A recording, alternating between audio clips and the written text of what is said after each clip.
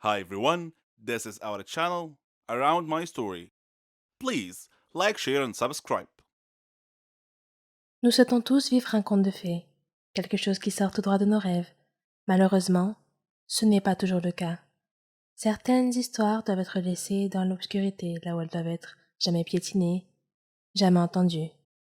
La mienne est une de ces histoires. Je m'appelle Amanda. J'ai 19 ans. Je vis avec mon père et mes 3 sœurs dans le sous-sol. Oui, vous m'avez entendu, le sous-sol, pour nous protéger des envahisseurs extraterrestres. Je ne suis pas folle, c'est vrai. Et le plus étrange reste à venir. Mon père travaille dans un centre de recherche scientifique. Et pour une raison inconnue, ils l'ont viré. Maintenant, il gère une petite bibliothèque. Le salaire n'est vraiment pas très élevé, mais c'est plus que suffisant. Quant à ma mère, elle est morte mystérieusement. Un jour, elle est rentrée tard du travail. Et quand papa est rentré, et que nous lui avons dit qu'elle n'était pas encore arrivée, il a appelé la police. Ils l'ont cherchée partout, et ont finalement trouvé son corps dans la rivière. Il était déjà trop tard. Le coupable était inconnu. Il n'y avait aucun indice, aucune trace de quoi que ce soit. Ce jour-là, papa nous a réunis pour nous dire un secret. Il nous a dit que les extraterrestres avaient tué notre mère. Nous étions jeunes alors. Nous ne saisissions pas ce qu'il disait. Mais nous savions que papa ne mentirait pas. Il nous a aussi montré un papier avec une écriture étrange. Il nous a dit que le papier disait que les extraterrestres allaient envahir la Terre en quelques jours. Nous étions choqués. Ne sachant pas ce que nous devions faire, nous avons commencé à pleurer. Papa a donc décidé que nous allions vivre dans le sous-sol de la maison jusqu'à ce que l'invasion soit terminée. Le lendemain, il est sorti. Et quand il est revenu, il avait toutes sortes de nourriture et de boissons. Il verrouilla toutes les portes et les fenêtres. Il déplaça tous les appareils électriques au sous-sol. Nous n'étions même pas autorisés à regarder la télévision ou à avoir un quelconque contact avec le monde extérieur, et nous avons commencé à vivre au sous-sol. Une de mes sœurs était malade, mais parce que nous n'avions pas le droit d'avoir de contact avec le monde extérieur, elle est morte. Les jours passaient, l'un après l'autre. Nous étions complètement isolés. Chaque fois que nous manquions de nourriture, papa partait nous en chercher, au péril de sa vie. Bien sûr. Il nous enfermait toujours dans la cave pendant son absence. Un de ces jours, papa était parti pour nous chercher de la nourriture, mais quand il est revenu, il pleurait. Il disait que des extraterrestres avaient envahi la Terre, que la race humaine était en voie d'extinction, que nous étions parmi les rares qui restaient sur la planète. Après cela, le comportement de papa est devenu plus étrange. Il s'asseyait seul et marmonnait tout seul. La mort arrive. Tout est perdu. Et le temps passait indéfiniment. Des années semblaient s'être écoulées dans ce sous-sol. Un jour, papa est revenu de son voyage. Il avait un regard étrange et effrayant dans ses yeux, et il avait un pistolet à la main. Il nous a regardés et a dit « Je ne permettrai pas aux extraterrestres de vous tuer. Je vais vous épargner leur torture. Je vais mettre fin à cela moi-même. » Et il a pointé le pistolet dans notre direction. Mes sœurs et moi avons couru vers la porte, en la frappant de toutes nos forces, en appelant à l'aide. Il cria comme un fou et dit « Mort à tous !» Avec tous nos coups, la porte est ouverte. Nous avons couru. Toutes les portes et les fenêtres étaient barricadées avec des planches de bois, toutes sauf une. Nous avons couru dans la rue et nous avons été frappés. Des humains normaux se promenaient partout. Et quand ils nous virent, ils crièrent et dirent « Les fantômes du manoir de Denver !» Nous ne savions pas ce qui se passait. Mais papa sortit après nous et commença à tirer au hasard. Des gens le ligotèrent et appelèrent la police. Quand la police arriva, elle nous dit la vérité, que papa perdit la tête après avoir été licencié du travail, et quand maman le confronta, il la tua, et ce fut la fin. Avant cet été, je n'avais aucune expérience des applications de rencontres. Tinder n'a été lancé que 2 ans après la fin de ma relation à long terme. Pendant les 7 années qui a duré notre relation, j'ai joué avec les applications de mes amis, mais je n'ai jamais adhéré.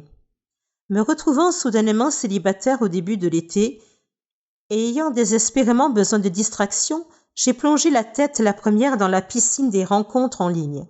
J'ai commencé avec Tinder parce que ma ville est trop petite pour autre chose et que mon cœur, froid et mort, voulait des rencontres occasionnelles. Rien de sérieux. C'est le but de Tinder. Tinder a répondu à la plupart de mes attentes. J'ai eu une poignée de rendez-vous, j'ai rencontré des gars cool et d'autres pas si cool. et j'ai traîné avec quelques personnes vraiment intéressantes, comme un DJ radio qui gère une entreprise de mariage à côté. Ce que je n'attendais pas de Tinder, cependant, c'est que la plupart de ces interactions ont commencé à me faire sentir bien dans ma peau. Je veux dire, vraiment bien dans ma peau. Comme toutes les femmes du monde, je n'ai jamais été satisfaite de mon corps. Je fais du 44, je suis étiquetée grande taille et j'ai porté des lunettes par intermittence toute ma vie. Lorsque je sors avec mes amis, je ne suis jamais la fille que l'on drague, avec qui on flirte. Depuis que j'ai atteint la puberté et que j'ai pris conscience de la différence entre ce qui est attirant et ce qui ne l'est pas, j'ai toujours pensé que je jouais le rôle de la grosse amie, qui se contente de rester assise et de sourire. Bien sûr, j'ai eu des petits amis, mais ils ont toujours été mes amis avant tout. Alors quand ils me disaient « tu es magnifique », ce que j'entendais c'était « je t'ai trouvé magnifique seulement après avoir appris à te connaître ». Je n'ai pas tout de suite pensé que tu étais jolie.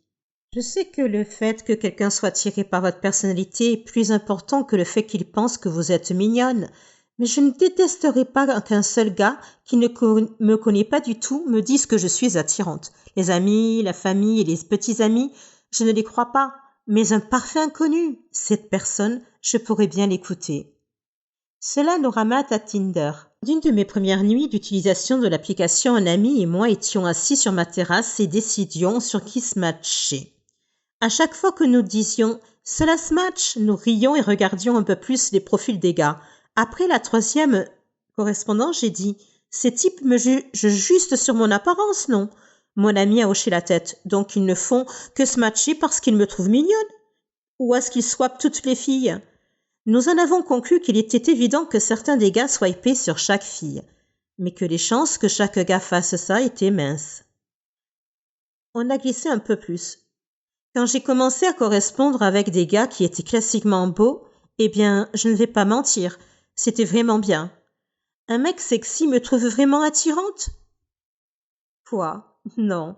Comment c'est possible ? Puis les messages ont commencé. Certains sont allés droit au but en disant « Tu es vraiment jolie ». D'autres ont d'abord engagé la conversation avant de faire des compliments ici et là. Je sais que c'est ainsi que les gens fonctionnent sur Tinder, mais gardez à l'esprit que je ne suis pas du tout habituée à cela. Ce n'est que lorsque j'ai commencé à rencontrer ces gars que je me suis demandé « Est-ce que Tinder peut booster l'estime de soi ?» 2 gars m'ont demandé comment une personne aussi jolie que moi était encore célibataire. J'ai eu un rendez-vous avec un gars qui m'a dit en espagnol que j'étais belle. Un autre gars que j'avais rencontré plusieurs fois m'a demandé « Tu cherches quelque chose de sérieux ?» J'ai répondu en riant comme une folle. Ce n'est pas la question qui m'a surprise. C'est le fait qu'elle vienne d'un type incroyablement séduisant et en pleine forme.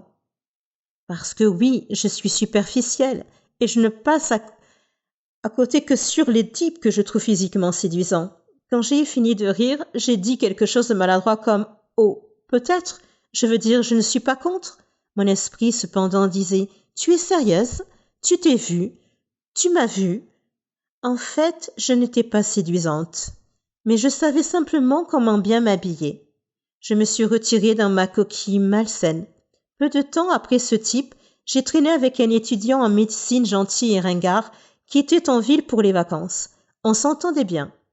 Le lendemain, lorsque nous nous sommes retrouvés, il semblait choqué que je sois sortie une deuxième fois avec lui. Il n'arrêtait pas de répéter « Tu es si belle !» Je n'ai jamais l'occasion de faire des choses comme ça.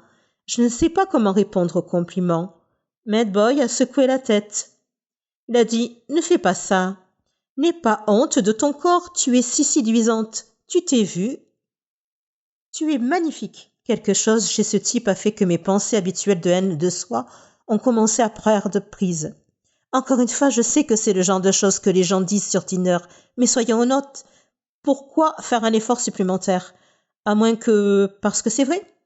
Quelque part, entre les discussions occasionnelles sur Tinder, la poignée de rendez-vous, mon esprit a tourné autour d'une nouvelle pensée. Suis-je attirante ? Je me suis regardée dans mon miroir en pied. J'ai essayé de voir ce que ces gars voyaient. Des gars qui ne me connaissaient pas du tout. Des gars qui ne sont pas influencés par ma personnalité.